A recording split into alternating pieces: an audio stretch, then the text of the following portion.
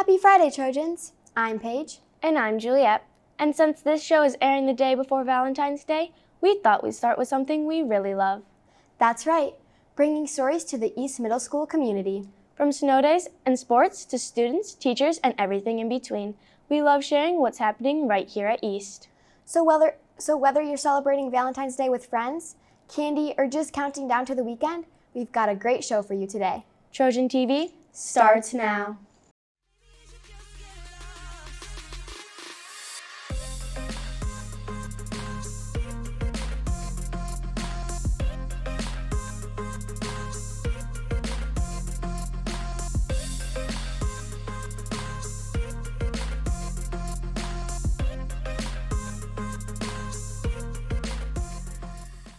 Let's start with something a lot of us love, snow days. They're fun, they're cozy, and let's be honest, who doesn't love sleeping in?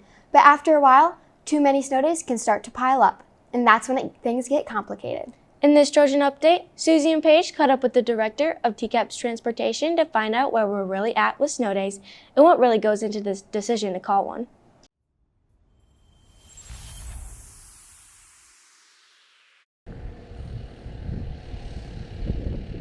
Over the past few weeks, repeated winter storms have led to multiple snow days across the area.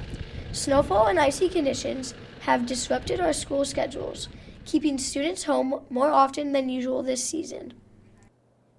For some kids, the routine of school, the connection with friends and staff and just learning is really good and healthy. For some students, it's a really nice break. Like you get to sleep in, you get to hang out at home, get some things done there.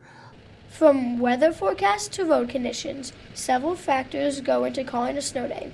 We asked the director of TCAP's transportation, Tyson Birch, what goes into making these decisions. There are 4 of us at transportation that go out and drive the roads. We leave our homes about 2:30 in the morning and we drive until 4:30 in the morning, and then we meet back at transportation. During that drive, we also communicate with Elk Rapids School, their road checkers, Benzie Central Schools, and Kingsley Schools. And then we also have a number for a night shift gentleman at the Road Commission, and we talk to them while we're driving the roads. We get back to transportation at 4:30. We discuss, because we all travel different areas in the district. And then when we get back at 4:30 at transportation, we discuss it. If we believe, with all the other people that we've spoken to during our trip, if we believe that school should be canceled, I call my boss, Christine Thomas Hill, and we discuss it with her. TCAPS, along with the rest of school districts in Michigan, allows 6 snow days per year. If we have too many snow days, there is kind of a process. So TCAPS allows or builds 6 snow days into our calendar. So right now we're good, but we are at 6 days. So if we go over that amount, then what we have to do is sometime in the spring we'll apply for forgiveness from the state. And it depends on what the state of Michigan decides. It depends on how other school districts have been impacted and things like that. If we've had a harsh winter, like it seems like we're having now, oftentimes those are forgiven, but sometimes we might have to make a day or two up and add days onto the calendar. So we're kind of at that point right now. This has been Paige and Susie reporting for Trojan TV. Great info, Paige. It's definitely more than just checking how much snow is on the ground. Absolutely, we were surprised to learn how much goes into making that call. Next up, we are taking on artificial intelligence in the classroom. When people hear AI, they often think of tools like ChatGPT or Gemini, but AI in education is becoming much bigger than that.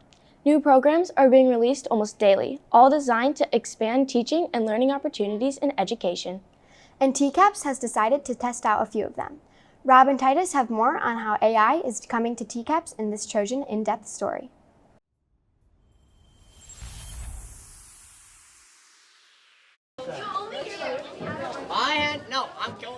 When most people think of AI in schools, negatives like cheating and making things too easy for students come to mind. As headlines about ChatGPT and generative AI make the news weekly, it seems like AI is mostly negative. But what if AI could be used to both help students and teachers? Well, TCAPS has begun to pilot just that. Class Companion, a new AI-driven program, offers students one-on-one assistance and feedback on assignments. So Class Companion is an AI tool specifically for writing. You can do different things, but it's supposed to be targeted to like writing an essay or a short response question better. So it gives you like targeted feedback based on what the teacher has said needs to be met in your answer. Table below is where you're going to give. Science teacher Mrs. Garrett is one of the teachers piloting the program for TCAPS. Her pilot of Class Companion is a way for teachers to be in more places at one time.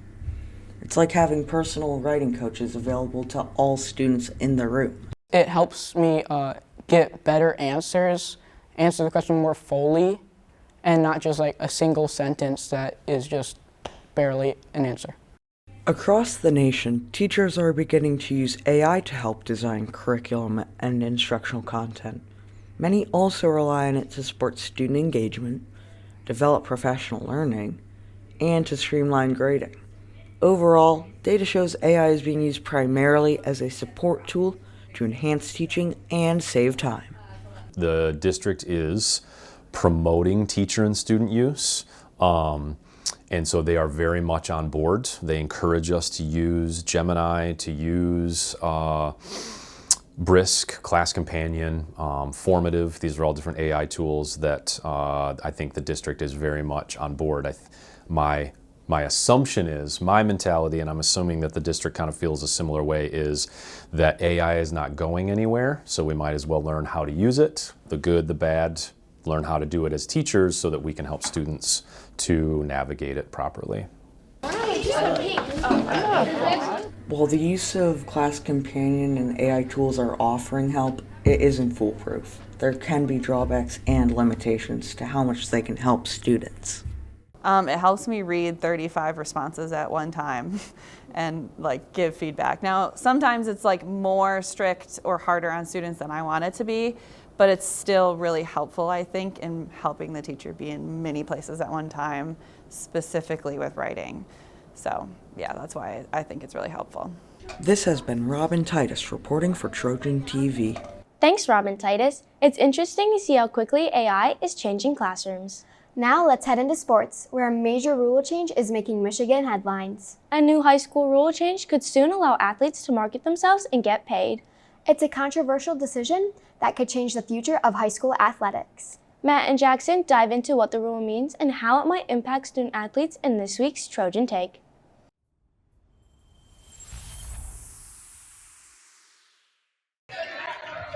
High school athletes just got some new opportunities from a rule change from the MHSAA that allows them to promote themselves and get paid. Yeah, so the MHSAA just approved NIL, name, image, and likeness, or they call it PBA, personal branding, assets or opportunities or something like that. We are actually the 47th state, so we are kind of one of the last ones to adopt this. And what it does is it allows high school students to earn money by selling their brand or their personal brand or their name, image, and likeness. This means students can now earn money through social media sponsorships, brand endorsements, modeling opportunities, and paid appearance at events or camps. However, athletes are still required to follow school rules, state guidelines, and academic eligibility requirements. And so what it would look like for a high school student, the best example I can give, let's use sort of the last really high profile student athlete to come through Traverse City Central, Josh Burnham, right? Played 4 years at Notre Dame and just signed on with Indiana. When he was in high school, he probably would have had some opportunities locally in town to go to a car dealership and sign some autographs, take some pictures with people, or go to Paisanos for lunch and earn some money, again, doing the same thing, signing autographs, pictures, and whatnot. So that's really sort of a high-level way of explaining it. There's still a lot for us to learn. I mean, it just was announced last week, so it's still a little bit of research to do. But that's sort of high level what it looks like. While many students and families support the change, some coaches have raised concern about fairness and added pressure on athletes. I see both sides of it. I see the opportunity for student athletes to kind of gain some financial benefits from this new rule, but I also see the cons of schools possibly losing out on student athletes that decide to transfer and go to different schools based off of maybe some sort of promise that they were given. And that can be a slippery slope.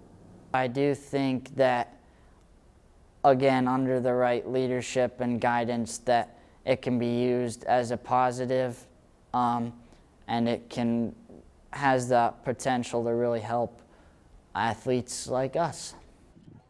This has been Matthew and Jackson reporting for Trojan TV. Thanks, guys. That's definitely a topic we'll be hearing more about. To wrap up the show, we're heading beyond the backpack with a spotlight on 7th grader Chandler Feely and her passion for hockey. Let's check it out in this Trojan Spotlight.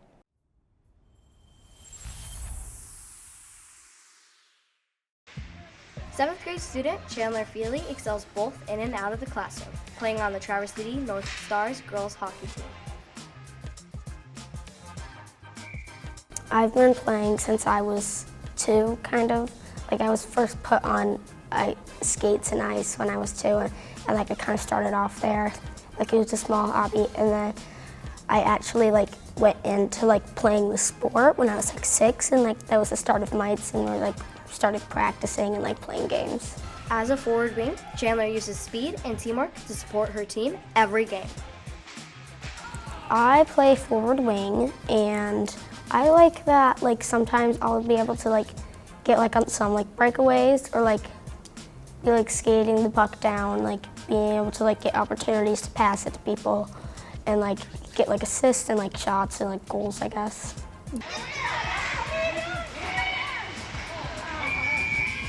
Chandler works alongside her hockey team, showing teamwork and dedication every time they hit the ice. I like my team because they are all very nice, like sweet girls. I have a lot in common with most of them. And then it's like, I guess we have like a really close like bond. For Chandler, hockey isn't just a sport, it's a daily commitment that shapes her routine, mindset, and goals. Hockey means like, it's kind of like a lifestyle to me because I've been playing it for so long.